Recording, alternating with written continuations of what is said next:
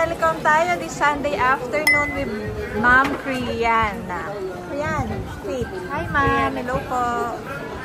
Yan, nag-purchase si ma'am ng kanyang bagong iPhone 13 128E. So, na-check na natin. Sige ma'am, unboxing na po tayo. Ma'am, nakita niyo po ba kami sa ano? TikTok po. TikTok? True Mary ka rin niya ma'am? Thank you Mary. Congratulations. Lagyan natin peppered man para Ma'am Faith, thank you po. Nahirapan ako sa first. Thank you ma'am for supporting C-Square Telecom. Salamat po. Bye-bye.